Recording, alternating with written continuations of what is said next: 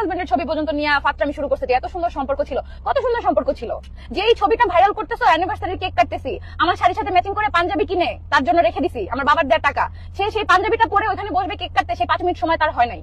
সে ওই T shirt পরেই বসছে, এইভাবে বসবো, কেক কাটলে কাটো, ছবি তুলে তুলো, না তুলে নাই, তারপর সে উঠে চলে গেছে। আর তাকে নিয়ে তোমরা ভাইরাল করতেছো এত সুন্দর সম্পর্ক ছিল। কত সুন্দর সম্পর্ক ছিল, কি দেখছো, কতটুকু জানো? আমি 8 বছর সংসার করছি, আমি জানি আমি কি ফিল করছি। আমি যেভাবে চাইছি তাকে আমি সেভাবে কোনোভাবে চাই নাই, কোনোভাবে তাকে আমি পাই নাই ওইভাবে।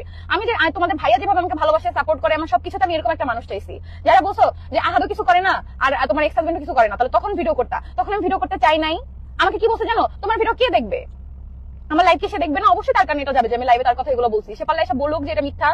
আমি যখন ওকে বলছি যে দেখো তুমি যেহেতু কিছু করতেছো না, বা আমাদের সমস্যা এভাবে, বাবু বড় হয়ে যাচ্ছে, 8 বছর হয়েছে, আমি আর কত কষ্ট করবো, আমি ব্লগ শুরু করি, ভিডিও শুরু করি, ব্লগ নামও তখন জানি না যে পেজ থেকে নাকি টাকা ইনকাম করা যায়, ইউটিউব থেকে টাকা ইনকাম করা যায়। তখন আমি তোহিদ আফ্রিদির ব্লগ দেখতাম অনেক, পরে আমি জানছি যে হ্যাঁ টাকা ইনকাম করা যায়। ওরই একটা ভাগনা আছে, ও বলছে হ্যাঁ মামি ইউটিউবে ভিডিও করে টাকা ইনকাম করা যায়। তারা যদি এখন কোনোভাবে ভুলেও শুনে যে আমি আখিকে আনতে যাবো কখনো বা যাচ্ছি, সাথে সাথে বলবে আখি এখন লাইভ করতেছে, টাকা হয়েছে, এই জন্য হচ্ছে আখিকে আনতে গেছে। আর আখির যদি শুনে যে আখি আসতে চাচ্ছে কোনোভাবে, তখন বলবে কি দেখছো মেয়েটা কত চেষ্টা, আসার জন্য নাটক করছিল, আসলে এতদিন সব নাটক করছে, এখন ঠিকই আবার গেল। একটা মানুষ দেখলাম না, একটা ভালো বুদ্ধি দিছে আখিকে। কেউ বলছে যে আখি তুমি চলে যাও, নিজের সংসার করো, একটা মানুষ আমাকে ভালো বুদ্ধি দিছে যে তিশা আখিকে আনো।